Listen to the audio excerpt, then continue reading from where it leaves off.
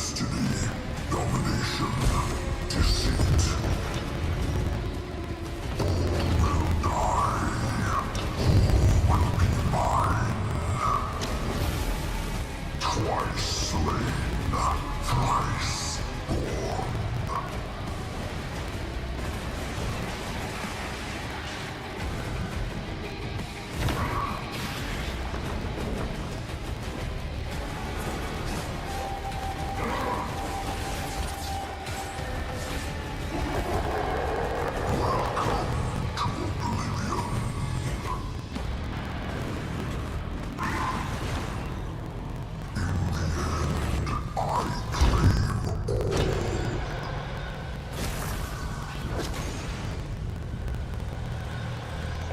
Born as Dr. Soul.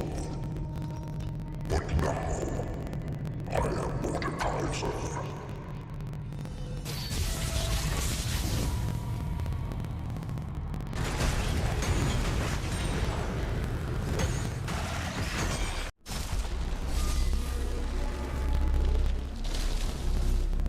Feel the power of true ice.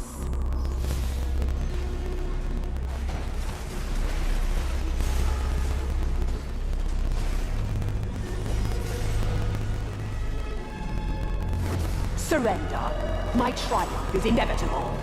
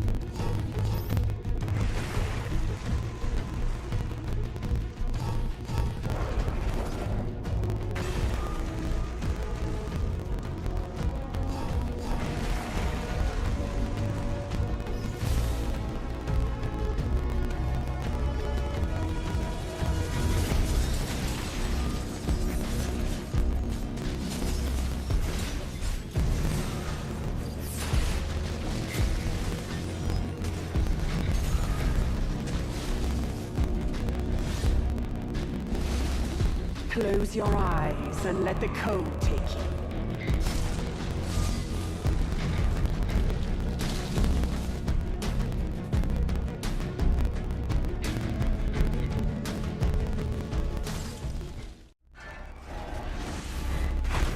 Bow before your damnation.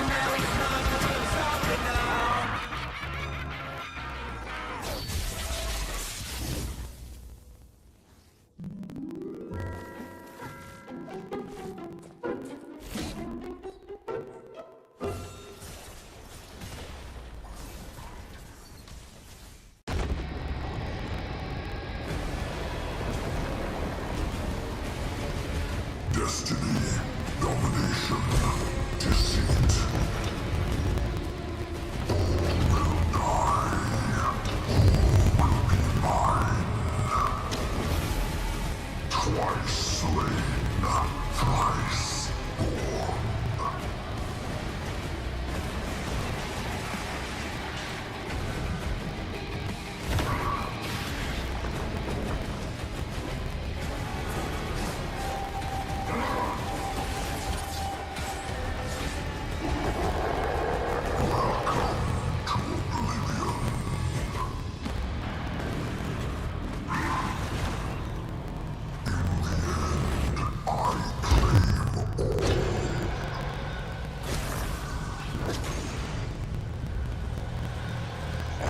Born as Soccer,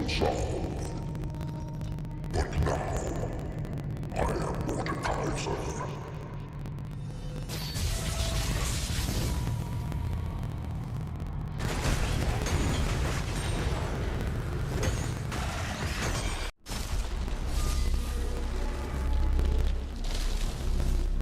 Feel the power of true ice.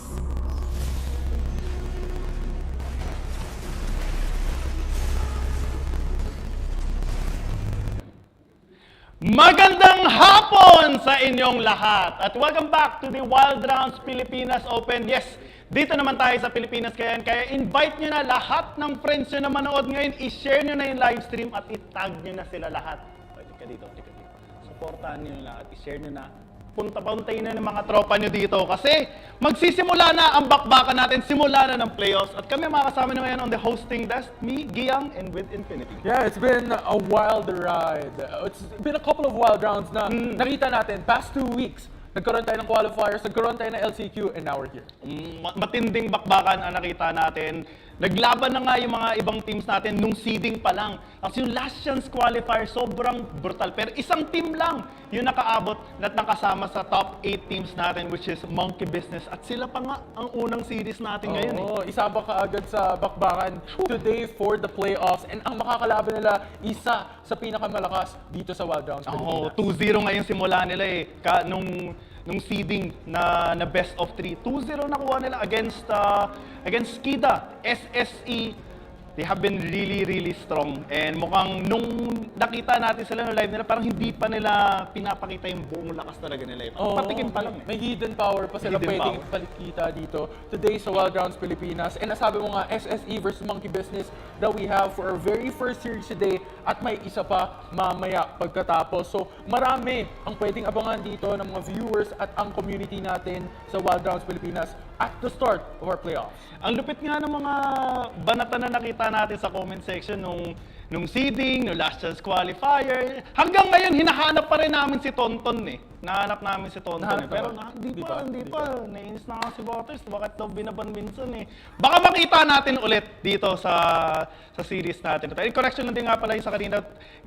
Umabot ang Game 3 yung laban ng SSC and Skida. Pero SSC sila ang nagwagi. Kaya ngayon, siguro sa laban ng Monkey Business versus SSC, kasi best of 5 naman to, mas kailangan paghandaan na talaga nila at mas magiging mahirap din ito. Yeah, although merong bright side on it eh. Kasi meron na silang point of reference kung anong pinakita ng SSE that time around. But speaking of which, let's actually go into the teams that we have for today. Our very first series dito sa Wild Rounds Pilipinas playoffs.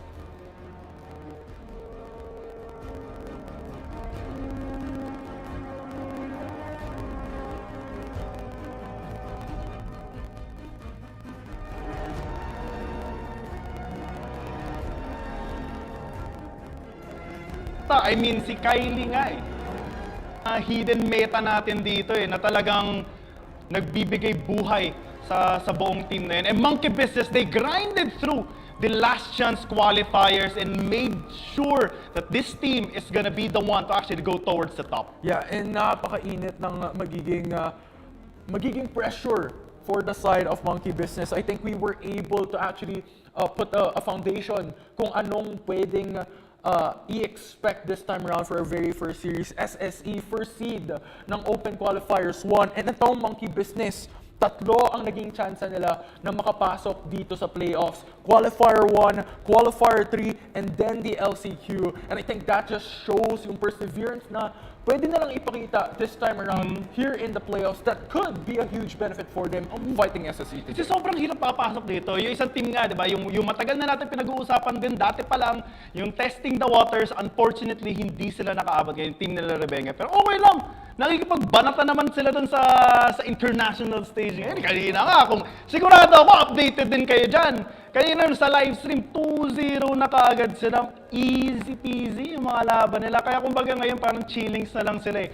Sumusuporta na lang din sila ngayon sa tournament ngayon dito naman sa Pilipinas. Yeah, medyo mainit-init. And napakita din naman ng Pilipinas yung lakas nila. And this time around, we can expect something of a similar nature. Kung gaano kalakas ang Pilipinas dito sa Wild Rounds Pilipinas, napakadaming teams ang nakapasok dito sa playoffs. And not just today, meron din tayo tomorrow. So a lot of expectation on the line. Pero setting foot on that, with that aside, let's talk about today muna. SSE versus Monkey Business. Nakita din naman natin no, sino yung mga players ng SSE. These are some of the former known players with a lot of foundational experience, and this time around, they're shining a light once again. Ito yung nakakatawa dyan. Kasi pinag-usapan natin ngayon yung SSC, tapos meron tayong interview sa kanila. So kakausapin natin sila ngayon and we'll also get to know their thoughts and siguro baka may mensahe din sila sa kalaban nila. So let's head down there as well. Bayag ba natin sila ng malupitan? Sino kaya ang kausap natin? Ayun. Ako si Disaster. Hello, Disaster. Good afternoon, boss! Yun, dali ka makakita. Ayan. Kamusta naman ang araw mo, Boss Disaster? Handa na ba? Handa na ba? Handa na. Ayun. Hindi pa lang mga option para panalo. Ayun. So ano ba ang preparations na ginawa nyo para sa laban nyo today? Playoffs na dito sa Wild Rounds Pilipinas. Wala naman. Stick to the plan. Yun lang. Yung pwede mag-initiate. Mukhang handang-handa na. Tapos nakikita namin parang chillax ka lang ngayon eh. Very relaxed lang, parang hindi ka kinakabahan sa matchup mo. Meron ka bang, ito gusto ko malaman, meron ka bang mensahe dito sa mga business na, lalo na sila yung makakalaban nyo ngayon? Matindi ang pinakita nilang lakas nung last chance qualifier. Anong gusto mong sabihin sa kanila? Lang sa atin. Lang? Mabait pala to si Disaster. Kala ko may sasabihin sa ating mainit-init eh. Meron ka bang gustong shoutout sasabihin bago tayo magsimula sa laban natin? Anyone you want to thank actually right now? Shoutout sa mga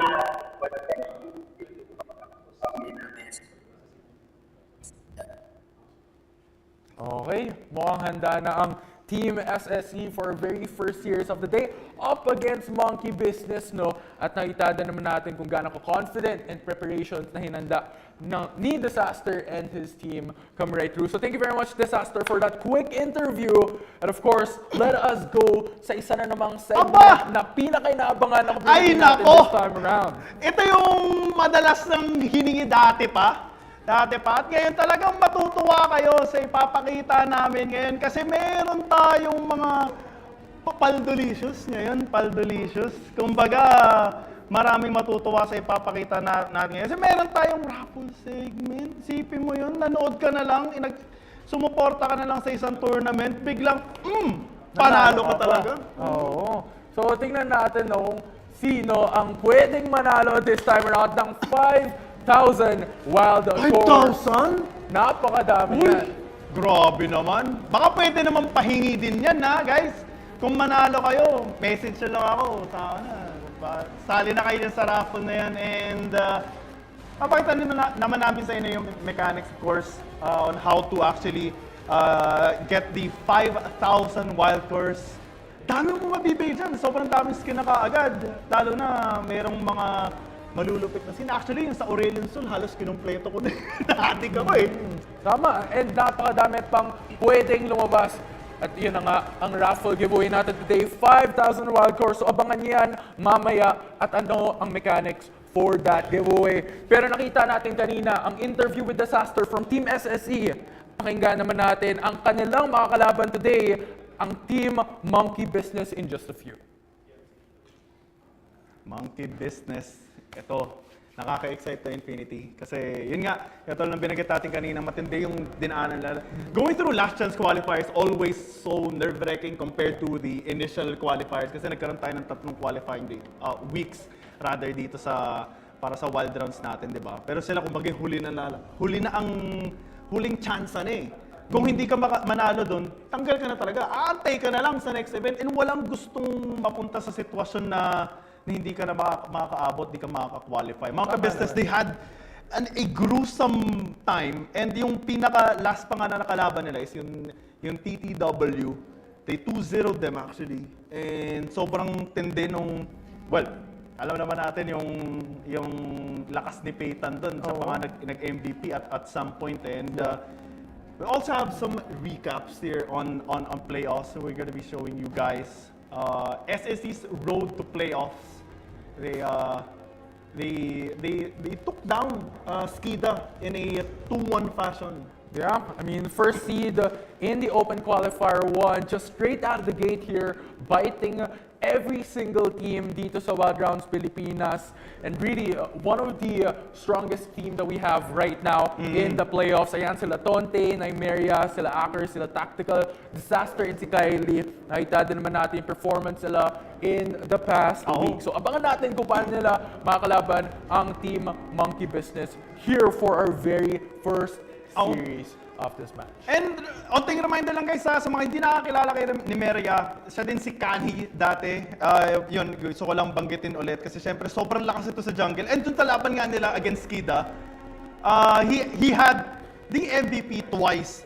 Once nung gamit na yung Camille, second time nung gamit naman yung Lilia. Ay, nako, sobrang hirap pigilan yung jungler na to. And hindi joke tayo yung kalaban nila. Skida is actually one of the really, really strong teams na nakasali dito sa tournament na ito. But let's move over to Monkey Business at this time because this is also a really strong team right now that just won against TTW last week. I love this because we mentioned how medyo gruesome yung naging road dito ng Monkey Business. So they had 3 packs to go into the playoffs here today. The Open Qualifiers 1, Open Qualifiers 3, and at the very last moment, they came back sa LCQ, became the first seed to jump here today.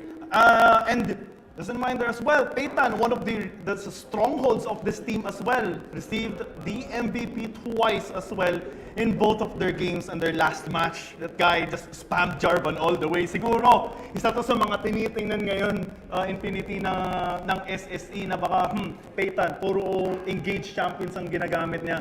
Kailangan bantayan natin ito mamaya. Pero, Speaking of which, no? Oo, nakita natin ang road to the playoffs ng Monkey Business. Now let's hear from them themselves kung ano masasabi nila for their very first matchup. Ayan, si J22 ang makakausap natin ngayon. Good afternoon. How are you feeling right now? Especially, ang tindi ng pinagdaanan nyo from all the qualifiers. Last chance qualifier, naging huling chance nyo. Anong naging unang naisip nyo nung nanalo kayo sa qualifiers na yun? Actually, parang syempre excited kasi playoffs and LCQ. And LCQ lang talaga namin binuo yung team. And hindi namin nag-expect na parang, tuloy-tuloy yung journey namin doon. And naniniwala lang na parang we are exactly where we need to be na. And wala lang kami dapat patunayan pero gusto namin manalo. Ayun. Ayun na sinasabi ko. No regrets. Oo, eyes on the prize naman talaga si J22. J22, kanina narinig natin ang Team SSE, pero dito, for the playoffs, day number 1, ano ang naging preparations nyo for today? Preparation namin for today is yung kanina, yung tournament ni Roxy pero may tournament kami kanina. And ayun, nanalo kami, playoffs na kami sa 29. Semis na kami sa 29. And ayun yung naging preparation namin. And kanina, around 5 p.m., nag-gather na kami sa Discord para mag-usap-usap na kami sa gagawin namin. Draft picks and mechanics and plays na gagawin namin dito. And congratulations nga din pala sa laban nyo kanina. Yung kalaban nyo nun, sila Karma, di ba? Laban nyo sila Karma nun. Lakas nito ni Jade kanina eh. May bas-bas ba yan ni Yamada? Galing dun sa laban na kanina. Sila din, paldo ngayon eh. Paldo din sila ngayon. sabi ng kalaban nyo ng SSE, good luck daw sa inyong dalawa. Ikaw ba, meron kang mensahe para sa kanila? Yes. Bali, sa amin is good luck for both teams. Sana gawin nila yung best namin, gagawin namin yung best namin, gagawin nila yung best nila. Winner takes the bacon na lang ako. Full of respect actually. And good luck din sa mga next na match nila kasi makakakilala din naman. Ayun. Thank you very much, J22, no? So, Thank medyo you. confident, ang dami na nilang ginawang pagdadaanan dito sa Wild Rounds Pilipinas. Yung path nila dito, 3 chances of making it. And kanina nasabi nila, nag-prepare sila, and they actually had the playoffs chance for another Wild Rift tournament as well. So, a lot of preparations on the line na ginawa din naman ng Team Monkey Business. Tingnan natin if that would pay off. Oo naman. At syempre, hindi naman mangyayari to without the support of Riot Games. And of course, you guys as well. You guys have been keeping the fire alive and keep up the good work, of course. Kasi syempre, sobrang natutuwa kami sa mga messages na ginagawa na binibigay nyo, yung mga comments nyo, yung mga makukulit na sessions din minsan sa comment section. Minsan may clash tayong game. May clash din na sa home set. Kulang na lang, i-shoutcast na rin namin yun eh. Okay, so nakita din naman natin from both sides, Team Monkey Business and Team SSE, our very first match, very first series here in Wild Rounds Pilipinas playoffs. And speaking of which, ito na inaabangan ng mga viewers watching at home as we are moments away from game number 1. A lot at stakes on the line, a lot of pressure on the shoulders of both these teams. Yeah. Dito mo may papakita talaga. I mean, the first momentum, right? That's so important on your games kasi dyan ka unang i-judge din talaga ng lahat. Para okay, sobrang qualified ba talaga to o parang nasinwerte lang ba na naka-qualify ito sa 3 beses na nagkaroon tayo ng qualifiers? Monkey Business, they only joined 1, di ba? Last chance qualifier lang sila sumali. So talagang pinapakita nila ngayon na sila ang best contender dito para sa SSE. Oo, parang pag-isipin mo, SSE, first seed kagad sa qualifier 1, Monkey Business, nakaabot ng LCQ, 3 chances of making it. It's pretty much like early game for the late game type of team coming right through into the playoffs, and medyo maganda ang papakita, of course, for both teams as well with the performance that they've done in the past week. As we are moments away from game number 1 once again, Giyang, any expectation on the line for any teams or any champions that can come up? Matindi to kasi syempre jungle-centric din sila eh. We mentioned Peyton a while ago, yung kanyang Jarvan na talagang mama talaga. At marami siyang mga ginagamit ng mga champion purely for engage. Tapos sa side naman ng SSC, si Kami, si Nimeria, na talagang brutal din sa pag-engage, pag-set up, and it's all about the follow-ups really. You usually have a plan in mind. Draft na iniisip mo, tapos siyempre iniisip rin yung kalaban mo. Nagmamind games na kayo, umpisa pa lang ng laban eh. Tapos pagdating na sa mga clashes, pagdating na sa mga clutch moments, dun na dumadating yung kung gaano ka kabilis sa paa mo. How quick you are on your feet, how well can you adjust on tough situations. Diyan natin sila mas natutuwa panoorin eh. Yeah, and I think that's what matters the most in some sense on how you can adjust and how you can adapt into each and every single situations. But before we jump in to game number 1, series number 1, let's actually talk about the bracket. Ano ba ang pwedeng ma-expect? Ano ba ang teams na sasali dito sa playoffs here this weekend? Quarterfinals, ang match natin for the day, our very first one is SSE versus Monkey Business, at ang sunod nun ay Team FAP versus Team Skida. Yeah, kasi SSC, di ba, sila nag-top seed sa kanila nung kinalaban nila yung Skida. Monkey Business from last chance qualifier, FAP Supremo naman, sila yung nanalo nung sa seeding nila na laban against UAPH from FAP as well. Nang 2-0 din yung naging laban nila. So this can actually be a tough match for Skida. FAP Supreme is one of the strongest teams we have right now in this tournament, period. Nandurog sila nung kalaban nila yung FAP UAPH. Both games actually went under 17 minutes, specifically 16 minutes and 45 seconds. Tapos agad yung laban. Nang durog yung katapat nila nun. At parang simula pa lang yun eh, nagpapakita nila ng lakas. And very straightforward. Now, after the quarterfinals, they're going to go to the semifinals. Grand finals comes up next. So a lot of expectations on the line. I mean, napakalakas. Ito yung mga teams na the best out of the best. Out of the qualifier teams, out of the teams that really went through the path to come here today. yun yung masaya makita, yung journey ng mga teams na ito. Sometimes we see them really flourish from start on, maybe even towards the finish.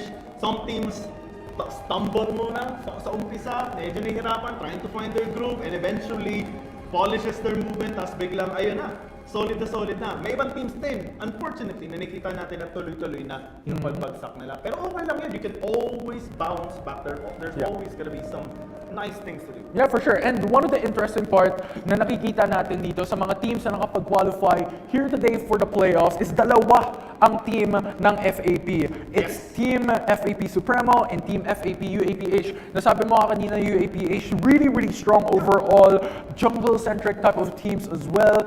Pero one thing to take note about them is itong team na to, FAP, for both sides, for Supremo and UAPH, is isa sila sa major guilds na nandito sa Pilipinas. Kaya quick shoutout on din kay Doc Ryan, siya yung nag-handle nitong buong UAPH and a lot of other guilds as well na tinutulungan nila, kasama si Pamplang or Romwell. Kaya andito din yung alternating capacity, yung ACE na meron tayo dito. That is alternating capacity and Enigma. Nag-partner sila para dito para sa tournament na ito din. A lot of these really strong teams, nakikita natin, nagsasama-sama na, ibang players nagsasama-sama na. And gusto nila ipakita talagang ano ang galing ng Pinoy dito. Kaya, nakikita natin yan mamaya. Yeah, a lot of expectations. Nabanggit na natin ang teams na maglalaban here in the playoffs. So we'll see how they can perform in the game itself. Series number 1, it's Team SSE versus Team Monkey Business. Let's actually throw it to the casters, Osiris and Butters, for the draft. Pick and Barons. Alam mo, Osiris, yung isang panel dun kanina, English ng English, Oo parang nga eh. naghahanap ng gulo eh. Pinapadugo yung ilong natin. Pinapadugo yung ilong natin. Pero sure ako na ang ganda ng trabaho na ginawa ni Infinity Dawn at ni Giyang. Naman. Just leading us through kung ano man yung mga pinagdaanan at papasok dito sa ating playoffs. Guys, welcome nga pala dito sa Casters Stand. Wala tayong desk. Domain, Casters Domain. Casters Domain. At siya nga pala si Osiris. Ako nga pala si Butters. Part-time caster, full-time pogi. Ay! Ay, grabe ka naman! At kami, ang magdadala sa inyo ng unang, hindi lang kami, actually sila din. Mamaya. Pero kami ang unang magdadala sa inyo na itong serye between SSE versus Monkey Business. Alam mo, itong Monkey Business, isa ito sa mga nakast ko doon sa LCQ, and I would say grabe yung tenacity ng team na ito. Grabe din yung idea nila in terms of just resetting kapag natalo sila.